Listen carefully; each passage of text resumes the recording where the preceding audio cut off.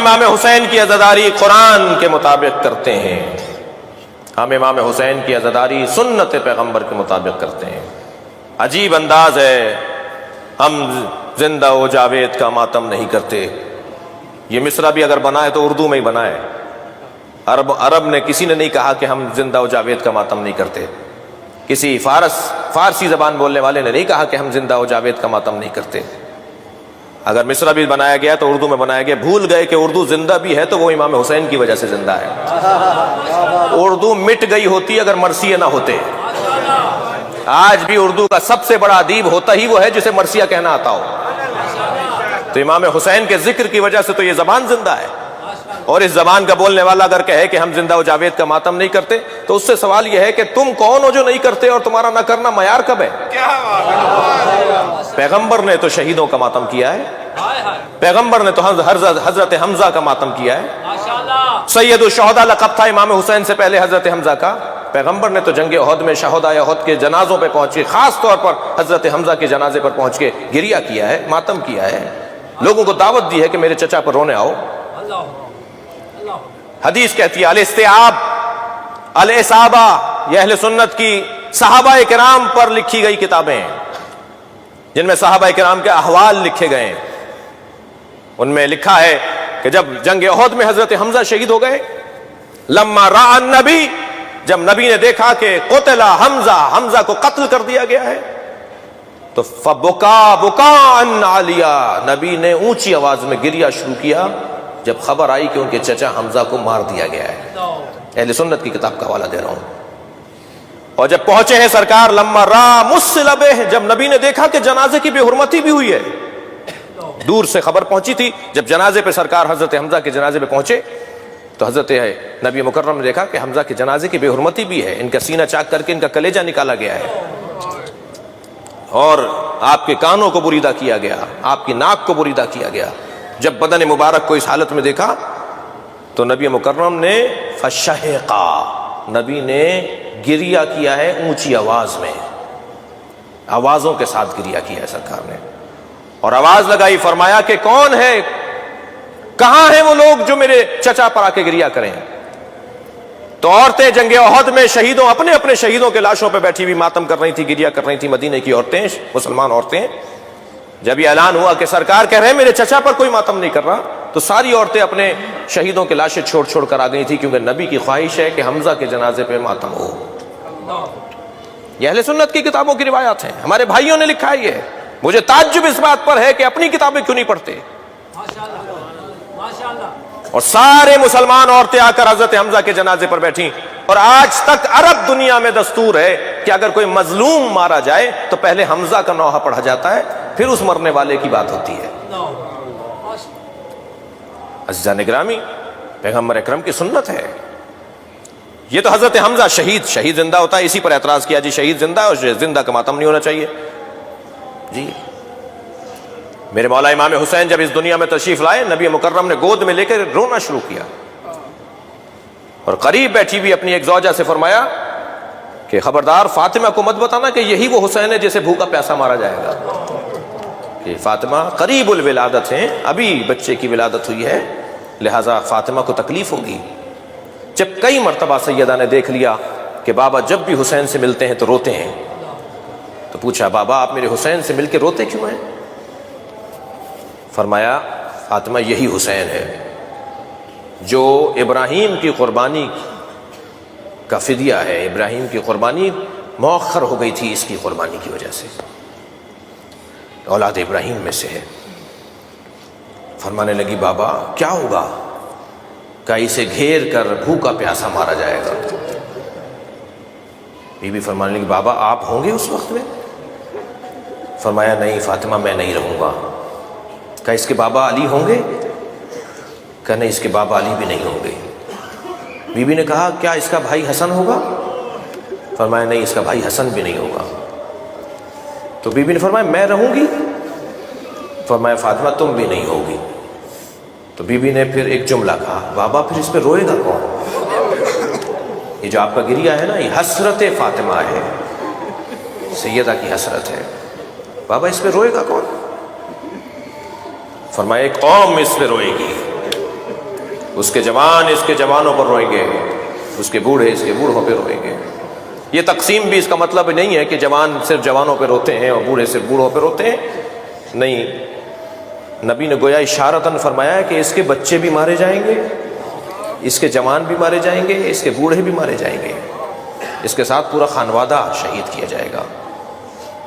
عزیزو عزادارو، ہم روا روی میں ہم ذاکرین جو ہیں کہہ دیتے ہیں کہ کربلا میں 18 بنی ہاشم شہید ہوئے، 18 نہیں 58 شہید ہوئے۔ میرا باب العلم کے عشرے کا جو موضوع ہے وہ اصحاب رسول ہے، اصحاب رسول پہ وہاں بات ہونی ہے۔ کربلا میں بنی ہاشم 58 بنی ہاشم شہید ہوئے، 58، 18 نہیں۔ حضرت عقیل کی اولاد، حضرت مسلم کی اولاد، حضرت جعفر کی اولاد، حضرت جعفر کے پوتے، حضرت عبداللہ کے بچے، محمد حنفیہ ان کی اولادیں، محمد حنفیہ خود نہیں تھے ان کی اولاد، عبداللہ ابن جعفر نہیں تھے ان کی اولادیں، امیر المومنین کے فرزند 28 تو صرف امیر المومنین کے پوتے اور بیٹے ہیں، 58 بنی ہاشم ہیں جو کربلا میں شہید ہوئے ہیں۔ سارا گھر کٹ گیا، سارا گھر کٹ گیا۔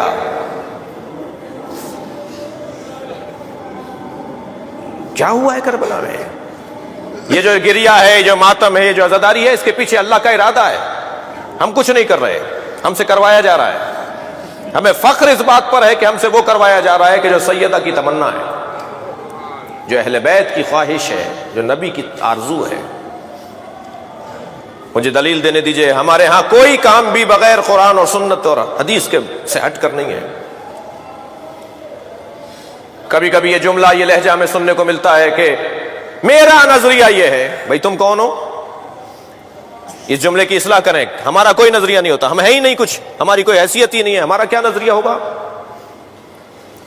ہمارا نظریہ ہے تو قرآن کا نظریہ ہے، ہمارا نظریہ ہو تو حدیث کے مطابق ہو، اپنا نظریہ ہمارا کوئی نہیں ہے۔ قرآن ہمیں اجازت دیتا ہے، قرآن ہمیں حکم دیتا ہے، صرف اجازت نہیں، جواز کی بات نہیں ہے، حکم کی بات ہے۔ قرآن ہمیں حکم دیتا ہے کہ ایسا کرو۔ سورہ مبارکہ نساء، چند آیتیں سن لیجئے عزاداری کے اوپر۔ سورہ مبارکہ نساء، لا يحب اللہ الجہر بالسوء من القول الا من ظلم۔ اللہ کو اونچی آواز میں کوئی ایسی بات جو کسی کو ناگوار گزرے پسند نہیں ہے۔ آدھی آیت پڑھنے والے ہم بھی نہیں ہیں، آیت مکمل پڑھیں گے تو کوئی نتیجہ نکلے گا۔ لا يحب اللہ الجہر بالسوء من القول، اللہ کو اونچی آواز میں کوئی ایسی بات جو کسی کو ناگوار گزرے پسند نہیں ہے۔ الا من ظلم، مگر جس پہ ظلم ہوا ہے وہ اونچی آواز میں بات کرے، چاہے کسی کو ناگوار گزرے، اللہ کو پسند ہے۔ مظلوم کے حق میں بات کرنا یہ اللہ کو پسند ہے۔ طے کرو کائنات کا سب سے بڑا مظلوم کون ہے، طے کرو۔ شاعر مشرق مصور پاکستان نے اپنے 2 مصروں میں کہا کہ اللہ اللہ بائے بسم اللہ پدر، مانیے ذبح عظیم آمد پسر۔ علامہ اقبال کہتے ہیں جو حضرت ابراہیم نے قربانی دی اور اسماعیل کے گلے پہ چھری چلا دی اور اسماعیل کی جگہ دمبا ذبح ہو گیا، تو پوچھا یا اللہ کیا میری قربانی قابل قبول نہیں رہی؟ تو جواب یہ آیا وَفَدَيْنَاهُ بِذِبْحٍ عَظِيمٍ، اے ابراہیم ہم نے تمہاری قربانی کو ایک بڑی قربانی پر مؤخر کر دیا ہے، ہم ایک اور بڑی قربانی لیں گے تمہاری اولاد سے۔ اس سے بڑی قربانی نہیں ہے قرآن کی روح سے، تاریخ کے مشاہدے سے، جسے قربانی کربلا کہا جاتا ہے۔ سب سے بڑا مظلوم تاریخ کا اگر کوئی ہے تو وہ امام حسین کا وجود ہے، اور قرآن کہہ رہا ہے کہ اللہ کو اونچی آواز میں بات کرنا صرف وہاں پسند ہے چاہے کسی کو برا لگ رہا ہو کہ جہاں مظلوم کے لیے تم بات کر رہے ہو۔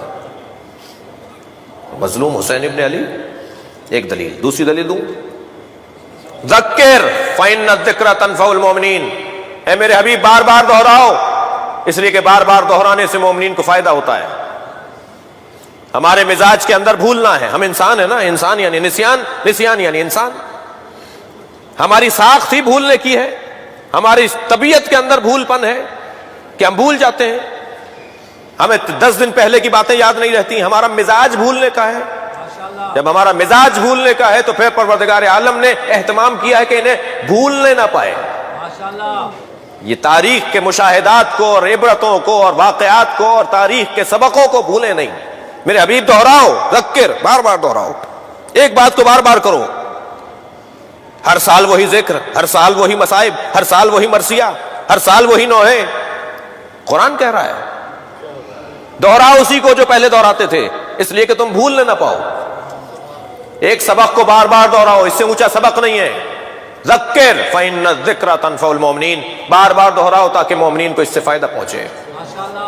कुरान कह रहा है। फिर ऐलान हुआ वमन युअज़्ज़िम शाइर अल्लाह फ़इन्नहा मिन तक़वल क़ुलूब, सूरह मुबारक शूरा, सूरह मुबारक हज। जो अल्लाह की निशानियों की ताजीम करता है, ये ताजीम करना दर हकीकत तक़वा क़ल्बी की निशानी है। अगर कोई मुत्तकी बनना चाहता है ना, तो हुसैन की ताजीम करना पड़ेगी। और कोई और है इमाम हुसैन के अलावा अल्लाह की निशानी? अल्लाह की बड़ी निशानियों में एक निशानी खुद हुसैन इब्न अली की जात। लिहाजा कुरान हमसे कह रहा है कि वमन युअज़्ज़िम शाइर अल्लाह, अल्लाह की निशानियों की ताजीम करो। एक और आयत पेश करूं, बल्कि हम आयत की खिदमत में पेश हों जी।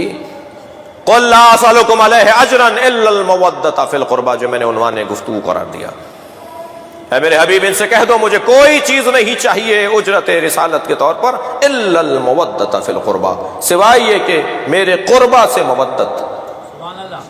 ये मवद्दत हो रही है भाई, नबी की ख्वाहिश है, नबी से मोहब्बत, नबी से लगाव का उन्वान है आज़ादारी इमाम हुसैन।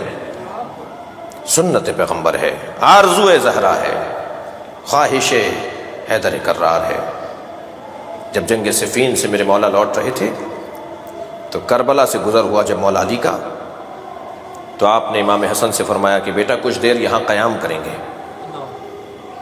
मौला एक दरख्त के नीचे जाकर महव इस्तराहत थे कि सासा इब्न सुहान ने आवाज़ देकर कहा कि अली के सर के नीचे तकिया नहीं है।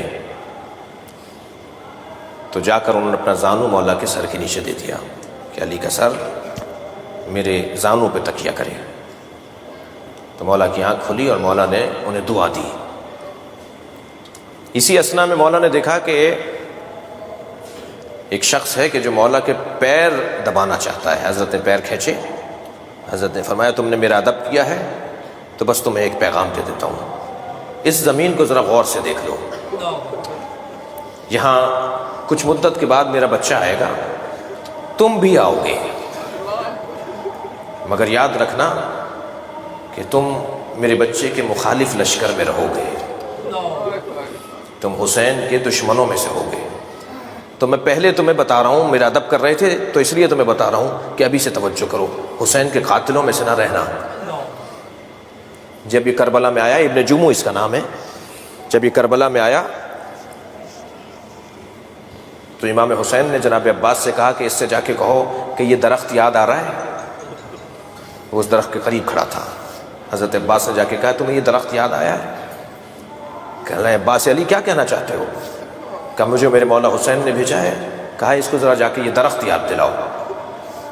गौर से देखता रहा, कहने लगा मुझे याद आ गया। कहा क्या क्या क्या याद आया है? कहा यहाँ अली लेटे हुए थे, मैंने अली इसका अदब करना चाहा तो अली ने मुझसे इस वाक़े का जो आज हो रहा है बताया था। कहा फिर क्या इरादा है? अजीज़ो, हुसैन को दो चीज़ें कत्ल करवाती हैं, एक हुब्बे दुनिया, एक बुग़्ज़ अली। कूफे वाले हुब्बे दुनिया की बीमारी में मुब्तला थे, पैसा चाहिए था, पैसा, दौलत चाहिए थे, इनाम चाहिए था। और शाम वाले बुग़्ज़ अली की बीमारी में मुब्तला थे। कूफे वाले मार रहे थे दुनिया की खातिर और शाम वाले मार रहे थे बुग़्ज़ अली में।